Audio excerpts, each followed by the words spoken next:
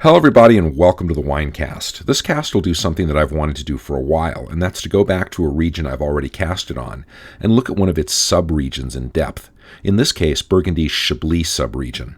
I'm excited about this cast for a couple of reasons. First, because Chablis is a compelling and complex area that needs a fuller treatment than it got by being folded into a general cast on Burgundy, but also because my understanding of Chablis has increased considerably since I did the Burgundy cast, and I think I can give a clearer and more accurate impression of its wine culture and its laws than I did then.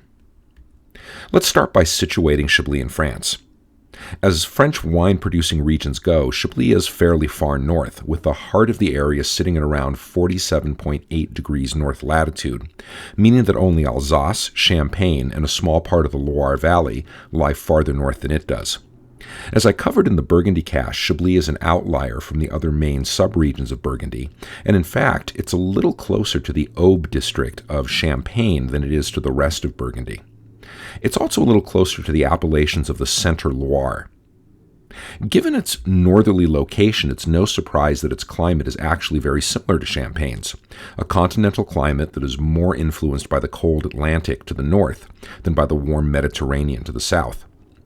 The growing season is relatively short and fraught with cold, cloudy days that make ripening grapes a challenge, and damage to vines from frost is a hazard at both the beginning and the end of the growing season. Still, Chablis is farther south than Champagne, and as I covered in the cast on slope and aspect, that makes a difference toward ripening, as does the practice in Chablis of taking advantage of south and west-facing slopes when growing grapes. You can't talk about Chablis or anywhere in Burgundy really for very long before somebody brings up soil, and Chablis is famous for two different types of soil, Kimmeridgian marl and Portlandian marl. Though this is oversimplifying, a marl is a soil composed of clay and limestone, so sometimes you'll hear these soils referred to as clays rather than as marls. Be that as it may, Kimmeridgian, which is the older of the two soils, is relatively high in clay, and that helps with water retention, which is important in Chablis because, like many inland areas, its climate is very dry, particularly during the growing season.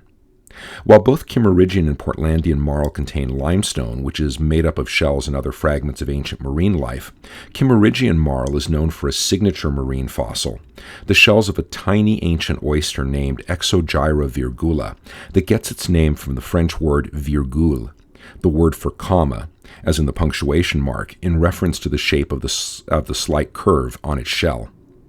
Kimmeridgian marl isn't unique to Chablis in France, and it's also found in the soils of the Aube district in Champagne to the north and in Sancerre to the west in the Center Loire.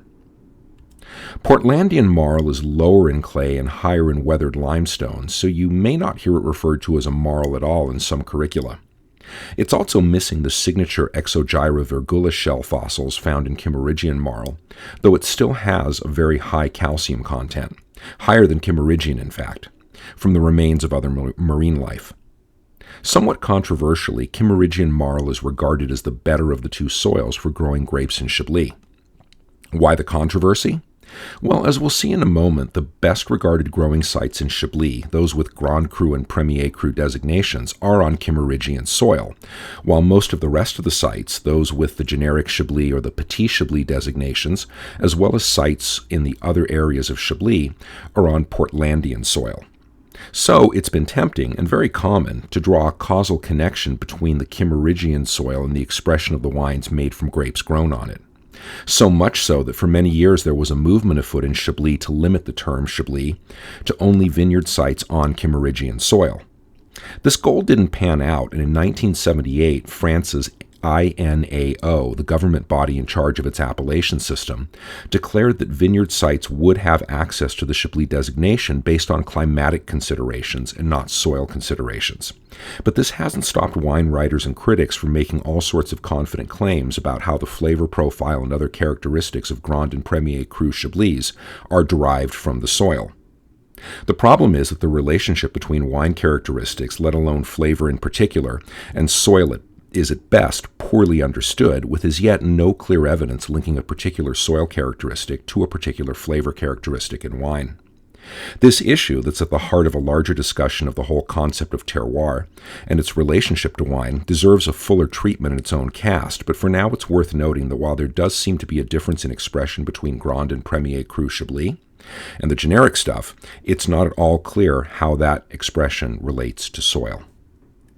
Stepping back a bit from soil and talking about appellations for a moment, an important takeaway when thinking about this region is that it's made up of a number of winemaking areas, each usually connected to a local river. The most famous area, Chablis proper, is found along the banks of the Sereine River. West and southwest of Chablis, along the Yonne River, are the subregions of Auxerrois, taking its name from the important nearby city of Auxerre, and the small Jovignane region near the city of Joigny. Just northeast of Chablis, near the city of Tonnerre, is the Tonnerrois. Collectively, Auxerrois, the Jovignane, and the Tonnerrois, along with another small area just to the south called the Vézelienne, are known as Grand or Greater Auxerrois and are usually distinguished from Chablis proper. Finally, to the northeast of all these areas is a final production area called the Châtillonnais. Let's have a look at each of these areas in some detail. Chablis is a white wine producing region with only one authorized grape, Chardonnay.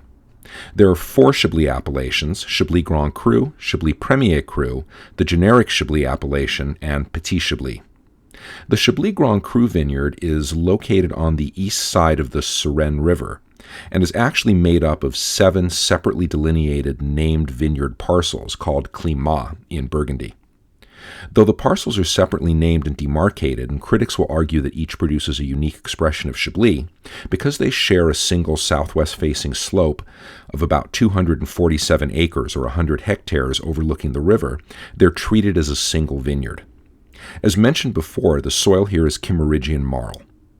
The Premier Cru vineyards, there are 40 of them subdivided into 89 climats or named parcels, are located on both sides of the Sereine, usually on south and or west-facing slopes. Here, too, the soil is usually Kimmeridgian marl. Vineyards that have access to the generic Chablis appellation tend to be on Portlandian marl, and while some of them are on slopes, some are on flatter plains. The Petit Chablis appellation was created in response to increased demand for white wines during the 1980s and is made up of vineyards on largely flat ground and often lacking the best sun exposure. In many ways, the Grand Cru, Premier Cru, and to a lesser extent generic Chablis appellations are analogous to the Classico zones that feature in many Italian appellations, with the Petit Chablis appellation representing the same kind of expansion of growing zone to meet demand that happened in many Italian appellations and became the generic versions of those DOCs and DOCGs. Chablis made in the traditional style is known for a flavor and aroma profile that emphasizes tart green apple and a signature descriptor, the slightly smoky gunflint. The historical practice in Chablis was to age the wines in small 132-liter neutral barrels called feuillettes, and over time many of these barrels were replaced by stainless steel tanks. Aging in either of these media doesn't impart any flavors to the wines and foregrounds the character of the fruit, and most critics consider a traditionalist Chablis to be a particularly pure expression of Chardonnay as a variety. However, warming, thanks to climate change, has allowed for longer time on the vine for grapes, and some producers have been taking advantage of that greater flavor ripeness that this makes possible, and have started crafting wines with characteristics like riper tree fruit and tropical fruit that would normally be associated with the more southern parts of Burgundy. Many of these producers have also been experimenting with getting oak flavors into their wine, though not usually in a very aggressive way. Though lots of different producers are playing around with this more modernist approach to Chablis making, you're still more likely to see it in the context of a Grand or Premier Cru Chablis than in the generic or Petit Chablis designations. Finally, speaking of modernist innovation, mechanized harvesting became a thing in Chablis during the 1980s, corresponding, not accidentally, with the expansion of the Chablis and Petit Chablis growing areas onto flatter ground during that decade.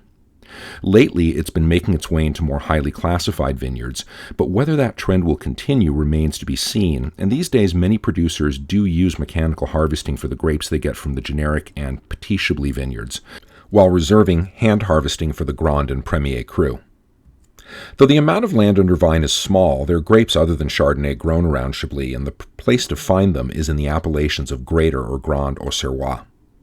The Jovignane area is home to a single regional-level Burgundian appellation, Bourgogne-Côte Saint-Jacques, that makes reds and rosés from Pinot Noir and Pinot Gris, and whites from Chard. Auxerrois proper is home to 3 regional appellations that make wines similar to those made in the Jovignane, and 2 village-level appellations that it's worth getting to know, Irancy and Saint-Brie. Irancy is a red wine-only appellation that crafts wines from Pinot Noir that may contain up to 10% of a local grape called César. And Saint-Brie makes wines from Sauvignon Blanc that may also contain some Sauvignon Gris. The terroir has 2 regional appellations, one for reds and rosés and one for whites. And between them they use the same grapes as the Jovignane and the regional appellations of Auxerrois. North and east of the main growing area is the small Châtillonnais area that's known for producing Crémant de Bourgogne from the big 4 Burgundy grapes, Pinot Noir, Chardonnay, Gamay, and Aligoté. Finally, there's another very small growing area just south of the main growing area, and still considered part of Grand Auxerrois, called the Vézalienne, that houses a single regional appellation, Bourgogne-Vézelay, and it makes whites from Chardonnay. Last but not least, before leaving Chablis in France, it seemed appropriate to say a word about one of the wine world's great curiosities, Chablis in California. And what have I got to say about it? Well, for starters, it's not Chablis. Nope, not even a little bit. It's painful, in fact, how much it's not Chablis. So why is it called Chablis? Well, wines like California Chablis and California Champagne and California Burgundy and Chianti date back to a period in American winemaking before the concept of a single varietal wine was king, and most wines were made from blends of different grape varietals that were all grown in the same vineyard and harvested and fermented together. What was important was not how much of varietal X, Y, or Z was in the bottle, but what the overall character of the wine was. So a light, tart, fresh wine that reminded drinkers of a real Chablis that had similar examples of these characteristics had the name Chablis attached to it, largely as a marketing ploy. Some of these monikers became so entrenched in U.S. wine culture that when the U.S. came to an agreement with the European Union about respecting the regional names of various wines from its member nations, it agreed not to allow the use of names like Bordeaux and Rioja on wine labels, for example, but insisted, using dubious logic, that Champagne, Chablis, Chianti, Madeira, Burgundy, and Port, among others, had become semi-generic and sufficiently disconnected from their place of origin to be protected. So, under the current agreement, no new labels using any of these semi-generic terms will be approved, but producers with a label approved for one of these names prior to March 2006 can continue to use that term on a label, provided that a geographical indication of U.S. origin, like California, for example, appears on the label as well. So, is California Chablis at least made with Chardonnay like the real stuff is? To add insult to injury, the answer is no, not usually. Though producers don't have to tell you what's in the bottle, or let's be real, the box, if they don't want to, word is that most of what gets sold as California Chablis is made from unexciting and not very complex grapes like French Colombard and, wait for it, Thompson Seedless. Yep, the grapes you probably have in your refrigerator right now that are, incidentally, a variety of Vitis vinifera. So, there it is. Oh, yeah, and for good measure, it's not Chablis. Thanks for joining me for another Winecast. Look for more casts in the future following this format of digging deeper into larger regions I've already covered, interspersed with my usual casts on regions, varietals, pairing, and science and tech. If this cast was enjoyable or helpful to you, please like and subscribe if you haven't already, and feel free to leave a comment, question, or general observation.